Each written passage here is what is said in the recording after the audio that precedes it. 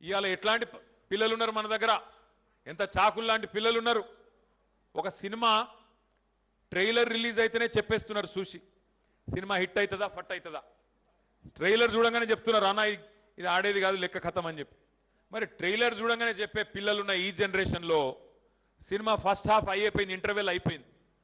అప్పట్లో ఒక సినిమా వచ్చిండే అర్జున్ రెడ్డి అని, సూపర్ హిట్ అయింది. కానీ ఇప్పుడు వచ్చిన cinema Revanth Reddy utter flop disaster. First half interval అయిపోగానే ఎక్కడో అక్కడ తల పట్టుకొని కూర్చున్నారు, ఎప్పుడు పోతాడరా నాయన అయినా అని. ఆ పరిస్థితి ఇవాళ రాష్ట్రంలో ఉన్నమాట వాస్తవం. కాకపోతే తేడా ఏమంటే ఒక సినిమా ఫెయిల్ అయితేనేమో ప్రొడ్యూసర్కి నష్టం వస్తుంది. కానీ ఈ సినిమా, ఈ రేవంత్ రెడ్డి అనే సినిమా వల్ల 4 కోట్ల తెలంగాణ ప్రజలకు నష్టం వస్తున్నది. అది బాధ. సినిమా పోతే ఏం కాదు, ప్రొడ్యూసర్ నష్టపోతాడు. కానీ ఈ సినిమా 4 కోట్ల మందిని ముంచెతందుకే వచ్చింది.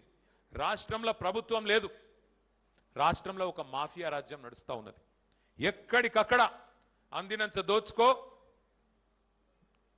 దోచిన కాడికి దాసుకో, ఆ స్కీమ్ నడుస్తూ ఉన్నది.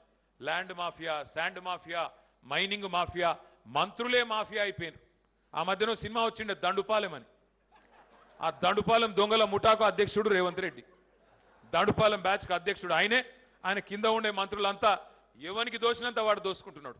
ఇది వాస్తవం, నేను చెప్పేది మీకు కనబడుతున్నది.